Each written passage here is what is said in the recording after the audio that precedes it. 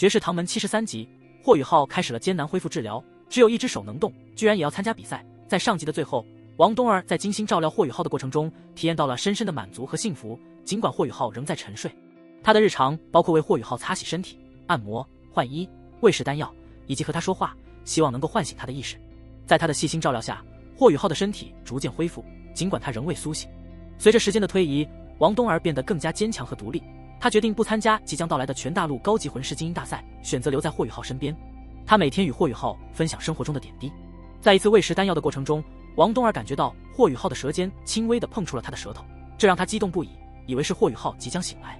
然而霍雨浩并没有进一步的反应，让王冬儿感到失望。他开始怀疑这是否只是一个错觉。就在王冬儿感到绝望，准备放弃的时候，他听到了背后传来霍雨浩微弱而沙哑的声音，要求他再亲亲他。这个声音对王冬儿来说如同天籁之音，他立刻转身看到了霍雨浩睁开的眼睛，虽然无神，但却带着温柔的微笑。霍雨浩的苏醒给王冬儿带来了巨大惊喜，他的担忧和心疼终于在这一刻转化为泪水。尽管霍雨浩依然感到疲倦，但他的外伤已经恢复。王冬儿在霍雨浩身边细心照料，两人之间的情感在这些亲密的互动中变得更加深厚。霍雨浩的王冬儿的相处充满了温馨。霍雨浩的体内情况极为混乱，他的魂力、寒冰元力和炽热阳泉的力量相互倾轧，导致他的经脉紊乱，内脏受损。尽管如此，他仍然保持着乐观的态度，并决心慢慢寻找恢复的方法。他意识到自己体内的能量形成了一个微妙的平衡，任何急躁的行为都可能导致严重的后果。王冬儿在霍雨浩醒来后，决定不再作为昊天宗的小宗主，而是成为他的妻子，用一生的爱去回报他的付出。他对霍雨浩的牺牲和考验感到愤怒，但同时也更加坚定了与他共度余生的决心。霍雨浩在内心也对王圈的救命之恩感到感激，他知道自己欠他很多，但目前最重要的是恢复健康，因为他知道只有活着才能给王冬儿幸福。他的心态保持平稳，使得他能够冷静地检查自己的身体，寻找恢复的希望。尽管身体受损严重，但他的大脑和精神之海却意外的完好无损，这成为了他恢复的关键。霍雨浩的精神力不仅没有受损，反而因为服用忘川秋水露而得到了质的飞跃，他的灵眸甚至有了2次进化的趋势。这使得他即使在身体不能动弹的情况下，依然能够通过精神探测和紫极魔瞳来感知身体的细微变化，并尝试自我治疗。在王冬儿的精心照料下，霍雨浩的精神力逐渐恢复，他发现自己的精神力能够幻化出形态，并与玄老进行远距离交流。这一发现让玄老震惊，也为霍雨浩的恢复带来了希望。霍雨浩的精神力不仅能够覆盖整个海神岛，还能够与他人进行意念交流。玄老尽管不是精神系魂师，也能感受到霍雨浩精神力的质量和控制力已经超越了自己。霍雨浩的精神力不仅稳固，而且他的灵眸武魂也出现了2次觉醒的迹象，这使得他的精神力在未来有可能成为大陆上的第一人。玄老对霍雨浩的恢复充满信心，但同时也警告他不要操之过急。霍雨浩在王冬儿的陪伴下，心态平和，他相信自己能够恢复。玄老建议霍雨浩制定一个治疗计划，并由他和庄老共同把关，确保治疗过程中的安全。霍雨浩的本体武魂2次进化成为了他的秘密武器，玄老强调这一点不能对外透露。同时，霍雨浩因擅自行动而将面临的学院处罚，包括被开除出海神阁以及未来研究成果的奖励取消。霍雨浩意识到自己的错误，愿意接受任何处罚。在王冬儿的鼓励下，霍雨浩开始制定自己的恢复方案。他利用自己的精神力，详细扫描并建模了自己身体的每个部分，将伤势按严重程度分类，并与玄老和庄老共同制定了一个详尽的治疗计划。经过10天的休养，霍雨浩的身体状态有所好转，生灵之精的力量开始发挥作用，他的身体自我恢复能力逐渐复苏。尽管如此，霍雨浩仍决定尽快开始治疗，以便能够及时恢复战斗力，参加即将到来的新一届大赛。他深知自己对唐门的重要性，也渴望为唐门而战。治疗方案确定后，霍雨浩开始分阶段进行治疗。他首先从轻伤开始，逐步深入，最终目标是解决躯干部分的重伤。霍雨浩开始了对自己身体的治疗，利用自己强大的精神力和魂力，逐步打通了下肢经络，恢复了双腿的知觉。这一过程中，他不仅收回了散布于双腿中的魂力，还与丹田中的魂力融为一体，掌握了超过2/3的魂力。尽管这并不能直接增强他的修为，但却让他的双腿恢复了活力。紧接着，霍雨浩转向了双臂的治疗。他的双臂经脉因灼烧而受损，但得益于双臂中的魂骨、冰辟蝎左臂骨和暗金孔爪右掌骨，骨骼并未受到伤害。在庄老的帮助下，霍雨浩疏通并改造了双臂的经络，尽管过程痛苦，但最终成功恢复了双手的动弹能力。治疗的下一步也是最为关键的一步，是排除体内由炽热阳泉留下的火毒。火毒的排除对于霍雨浩的恢复至关重要，因为一旦火毒爆发，将直接威胁到他的生命。为了排除火毒，他们采取了开胸引火的策略。在这一过程中，霍雨浩借助了雪女的力量，利用极致之冰来守护自己，并引导火毒排除。在小雪女的帮助下，火毒被成功引导并排除。尽管过程中霍雨浩的心脏受到了一定的冲击，但最终在天梦冰蚕的保护下，他的心脏得以安全，火毒也被成功排除。治疗后，霍雨浩的脸色逐渐恢复了一丝血色，他的胸口开始有了轻微的起伏，显示着他的生命力正在逐渐恢复。王冬儿在整个过程中不断地为他擦拭身上的污血。尽管主要的危机已经解决，但霍雨浩体内的冰属性天地元力仍然存在。他意识到自己不能休息，必须立刻开始控制自己的魂力，以防止身体状态的退化。他忍受着巨大的痛苦，一点一点地推动魂力上行，努力恢复对身体的控制。霍雨浩为了参加即将到来的全大陆高级魂师精英大赛，努力恢复着，尽管这意味着他必须面对极大的挑战和痛苦。他决定将体内的极致之冰天地元力导入双腿，以便上半身能够恢复魂力的运转，从而快速恢复修为。这个决定让他暂时失去了双腿的行动能力，但他坚信自己即便不能行走，也能在比赛中发挥作用。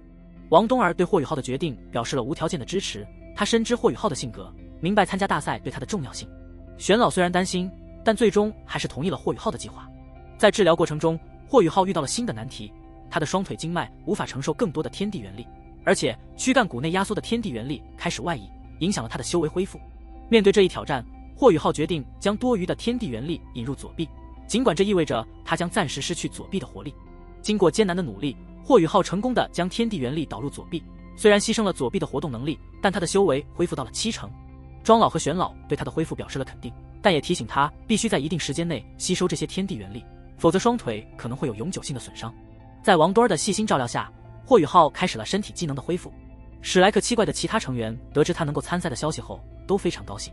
玄老为霍雨浩送来了一张由黄金树的树枝制成的轮椅，虽然玄老的态度依旧严厉，但霍雨浩能感受到他的关心。与此同时，唐门的高层在议事厅召开会议，讨论了唐门的发展和即将到来的大赛。宣子文的加入为唐门带来了高速的发展，尤其是在史莱克学院的支持下，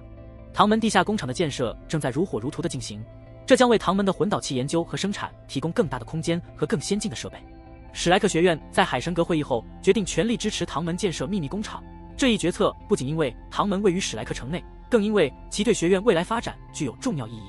经过商讨，史莱克学院出资和提供人力物力支持唐门建设，同时获得唐门49%的商业股份，但决策权仍在唐门手中。作为唐门的第一大股东，史莱克学院在唐门的重要决策中拥有旁听权，并且唐门也有一人能够列席海神阁会议。霍雨浩虽然有机会恢复其在海神阁的席位，但他选择拒绝，希望靠自己的能力重新回归，并希望唐门能有2人参与海神阁会议，最终被成为唐门的代表。史莱克学院展现了其强大的潜能，派出了20多人的土属性武魂拥有者队伍，由玄老带队，迅速完成了地下工厂的初步挖掘工作。这些魂师的加入，使得地下工厂的内部构造在20天内完成，包括通风系统和水系统。接下来的工作是建造各种魂导器，这是一个更为复杂的工程。霍雨浩在身体状况好转后，为宣子文提供了大量详尽的魂导器图纸，这让宣子文感到惊喜，并放下豪言，要在1年内让地下工厂全面运转，3年内达。在史莱克学院的海神岛上，内院的学员们在王秋儿的严格训练下，经历了2个月的魔鬼式实战训练。王秋儿以他强大的实力和黄金龙枪，一次又一次地击败了包括戴华斌在内的队员们，激发了他们的斗志和修炼的决心。尽管队员们遍体鳞伤，但在王秋儿的鞭策下，他们的实战能力和战斗意志都有了显著提升。戴华斌和乌峰因为对霍雨浩的执念，在接受王秋儿的训练时格外拼命。王秋儿利用这一点，不断用霍雨浩的名字来刺激他们，甚至告诉他们霍雨浩虽然暂时残疾，但依然能够轻松击败他们。这使得戴华斌和乌峰更加努力的训练，他们的实力在短时间内得到了快速提升。随着出发时间的临近，尽管队员们知道面对史莱克七怪的机会依然渺茫，但他们的内心已经变得更加坚强，战斗意志也更加凝聚。王秋儿宣布训练结束，让队员们回去休整，准备第2天出发。周思辰好奇地询问王秋儿是否和霍雨浩他们一起出发，但王秋儿冷淡地回应，表明他们将走自己的路。这让周思辰感到困惑，不明白王秋儿和霍雨浩之间的关系。与此同时，史莱克七怪和其他队员在清晨悄然离开了唐门，前往史莱克学院的西门。霍雨浩坐在由黄金树制成的轮椅上，这个轮椅不仅实用，还蕴含着纯粹的光属性能量，有助于他的恢复。季绝尘坚持要推霍雨浩的轮椅，而王冬儿则在旁边照顾。霍雨浩虽然现在只能使用1只手臂，但他依然坚持参加大赛，并且以自己的方式调节着团队的气氛。他的行为让伙伴们感到既心疼又无奈，但他们也明白，霍雨浩的坚强和乐观是为了让大家不要因为他的伤势而感到负担。在离开史莱克城的路上，霍雨浩展示了他依然强大的实力，通过隐身技能让金子嫣大吃一惊。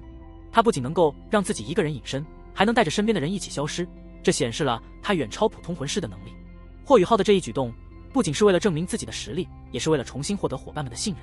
在准备出发前往明都参加全大陆高级魂师精英大赛时，团队成员对霍雨浩的实力有了更深的认识。他们了解到霍雨浩的精神力已经达到了一个极高的水平，他的灵眸武魂也发生了质的飞跃。尽管他的身体受限，但他的精神力和战斗技巧仍然让他成为一个强大的对手。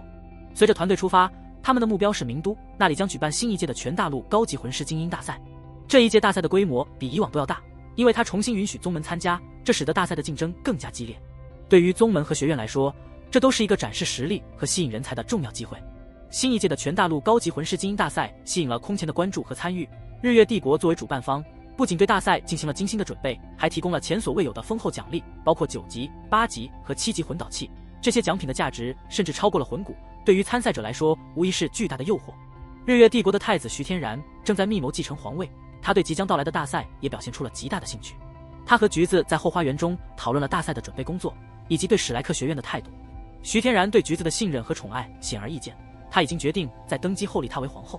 然而橘子心中有着自己的计划和秘密，他对徐天然的真实想法和性格有着清晰的认识，他小心翼翼地隐藏着自己的心思，同时在心中藏着对霍雨浩的感情。唐门的众人在前往明都的路上已经降落，并开始准备休息和进食。他们知道一旦进入明都境内，就可能会成为城市防御体系的目标。一路上他们没有遇到任何危险，顺利到达了距离明都100公里的地方。在这里他们生火做饭，江楠楠展示了她出色的厨艺，而霍雨浩则享受着王冬儿的照顾，他喂她吃饭。这一届大赛的规模和影响力都远超以往，参赛队伍的数量也大大增加，这不仅为参赛者提供了展示自己的舞台，也为日月帝国带来了巨大的经济利益。随着大赛的临近，各方势力都在紧张地准备着，期待着在比赛中取得好成绩。